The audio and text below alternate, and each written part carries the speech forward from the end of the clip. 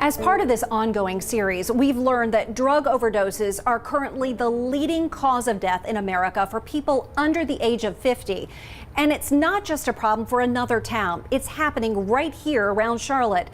Families we know are being impacted. The question many people are asking is, what can be done? How can we save our children? The happiest day of my life was when he was born, and the saddest day of my life is when he passed. In between, we had a wonderful life. He was a great kid. He just made a bad choice, and it cost him. He can't learn from that mistake. Connor Trantham was 20 years old when he passed away in the fall of 2017, the result of a drug overdose. A devastating loss his parents are struggling to understand. Like every hour I had to say it to myself, oh my God, he's not here anymore, he's dead. Yeah. And that is the hardest thing.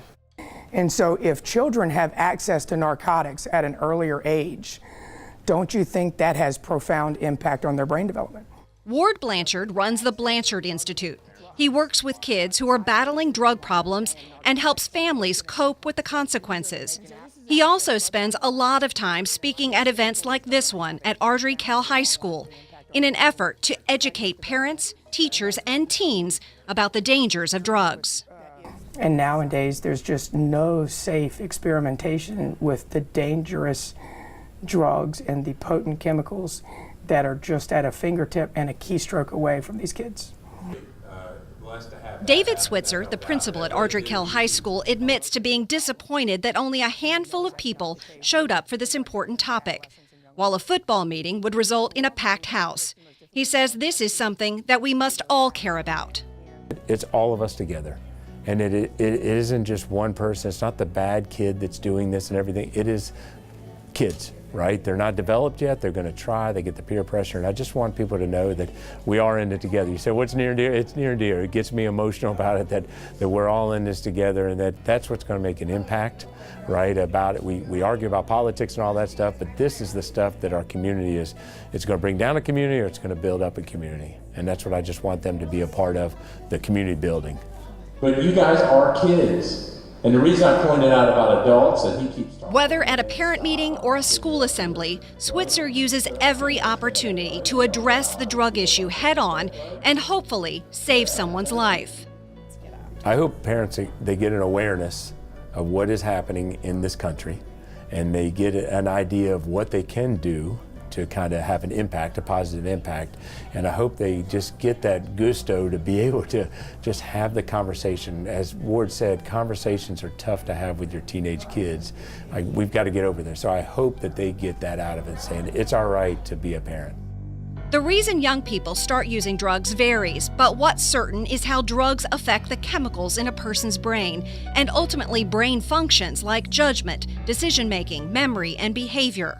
But getting them at an early age and just letting them know that, you know what, you're playing with fire, Russian roulette, that drug, it hijacks your brain.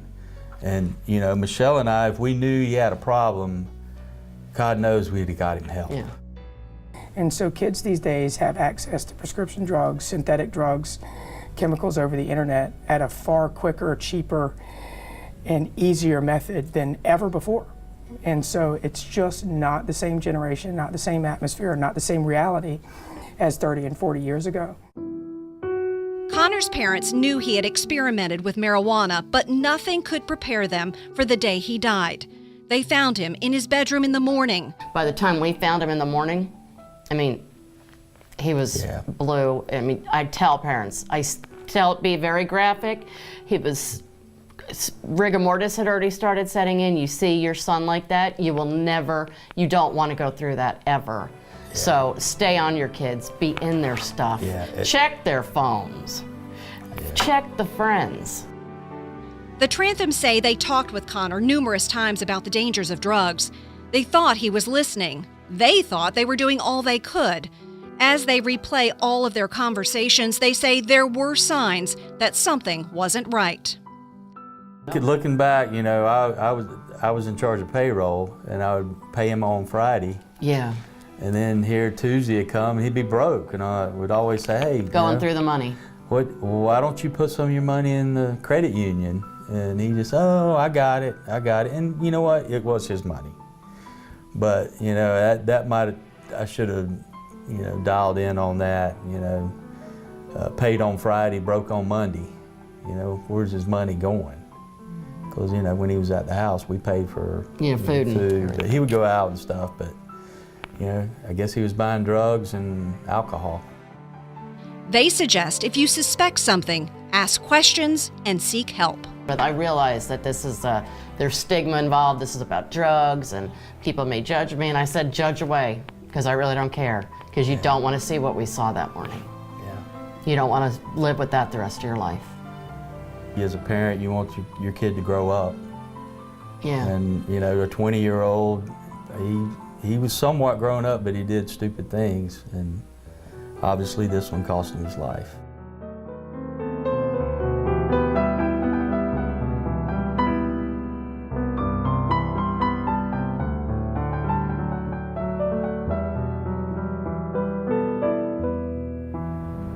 No single factor can predict whether a person will become addicted to drugs.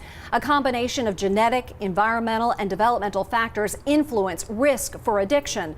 The more risk factors a person has, the greater the chance that taking drugs can lead to addiction. Drug addiction is treatable and can be successfully managed, but it takes all of us. We have some information and resources that may help you.